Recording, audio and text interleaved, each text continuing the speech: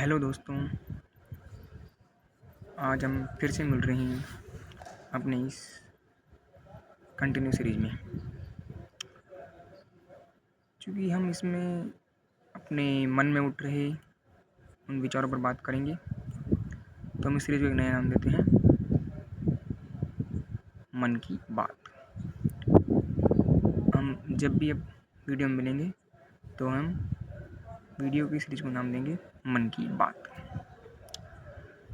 कल थोड़ा बिजी होने के कारण मैं वीडियो नहीं बना पाया, उसके लिए मैं आप सभी से हाथ जोड़कर माफ़ी मांगना चाहूँगा। चलिए शुरू करते हैं बिना किसी देरी के। तो कैसे हैं आप लोग? आशा करता हूँ अच्छे होंगे, मस्त होंगे। तो पिछली वीडियो में मैंने अपना इंट्रो दिया था कि मैं अभी वर्तमान में क्या कर रहा हूँ, कहाँ हूँ। आज कुछ नई बात लेते हैं, उस पर बात करते हैं। जैसे कि ये जो प्रकृति है, इसमें अनेक प्रकार की विविधताएँ, भिन्नताएँ, वैराइटीज़ पाई जाती हैं। जैसे कि लाइक पेड़ पौधे।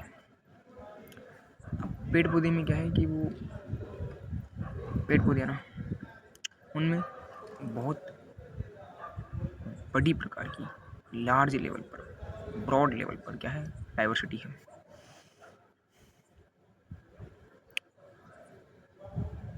तो उनका कई व्यक्तियों ने अध्ययन के आधार पर उसका वर्गीकरण किया है। क्योंकि हम यहाँ पर कोई स्टडी बात करने रहे, जिस बात में मज़ा आए वो बात कर रहे हैं, मन में उठ रही बातों, तो हम जो व्यवहारिक बात होती है उन पर बात करेंगे। तो हम देखते हैं कि कुछ छोटे छोटे पौधे होते हैं, जैसे कि घास हो गई, या उससे छोटे तो पानी में जमी हरी हरी संरचना, उसको हम हरित शैवाल बोले तो ग्रीन एल्गी बोलते हैं।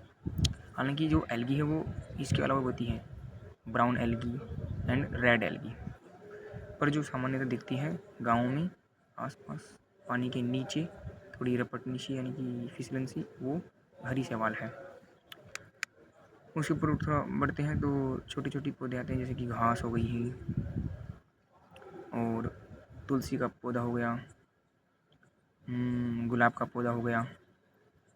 फिर उनमें कुछ में क्या होती है, फूल आते हैं, कुछ में फूल में फल भी आते हैं, कुछ में कांटे होते हैं, कुछ का तना पतला होता है, कुछ का तना मोटा होता है, कुछ का तना कमज़ोर होता है, कुछ का तना एकदम मजबूत होता है। तो इस प्रकार से एक वैरायटी हो गई।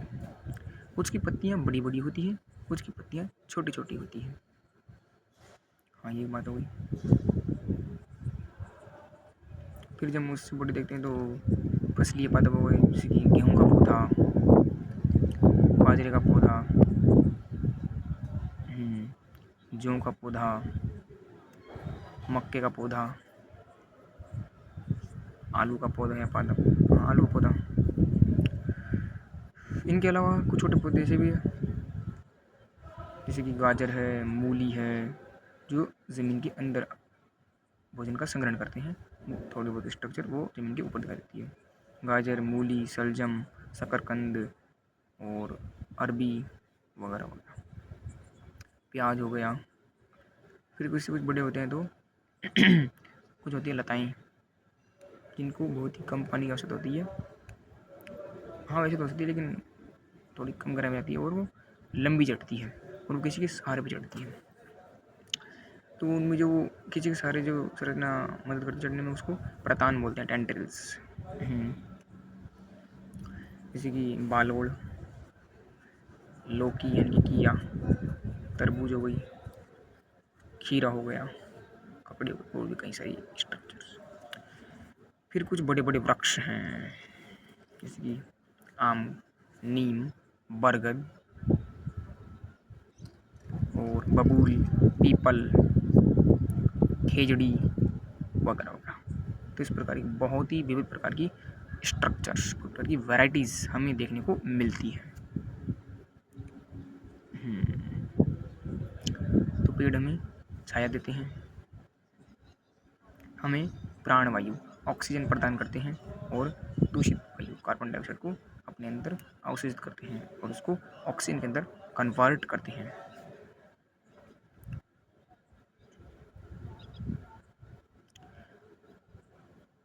और जब वो सूख जाते हैं तो उनकी सूखी लकड़ियाँ जलाने में काम आती है।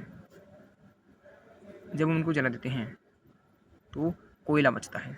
उस कोयले को हम सर्दियों में सिगड़ी में काम लेते हैं, जैसे कि दूध गर्म करने में या तवे पर रोटी सेकने में या चाय बनाने में या फिर और भी कुछ करने में।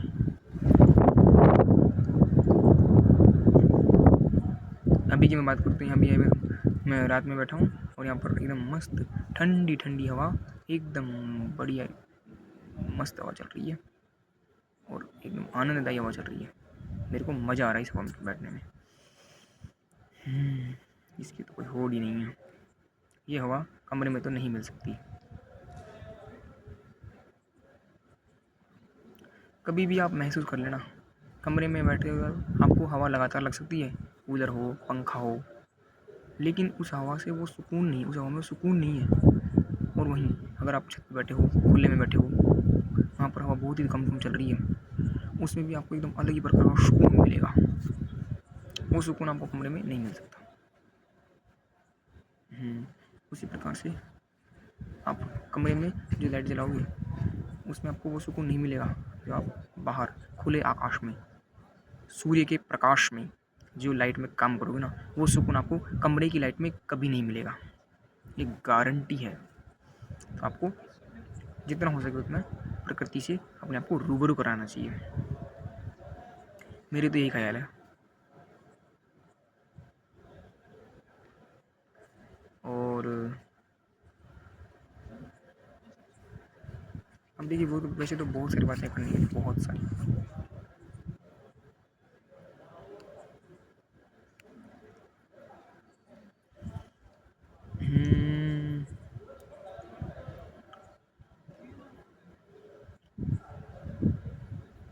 मैं अभी आयुर्वेद यूनिवर्सिटी में जोधपुर में यूजी फर्स्ट ईयर का स्टूडेंट हूँ। हमारे यहाँ 4.5 साल में 3 प्रोफ होते हैं, 1.5 साल के, और 4.5 से 5.5 साल में 1 साल की इंटर्नशिप होती है अनिवार्य। तो उन फर्स्ट प्रोफ में हमारे 5 सब्जेक्ट है: संस्कृत, चरक संहिता और अष्टांग हृदय उस चरक संहिता रहता है, पदार्थ विज्ञान, एनाटॉमी और फिजियोलॉजी, ये होते हैं। तो अभी के लिए इतना ही, बाकी नेक्स्ट वीडियो में। Thank you.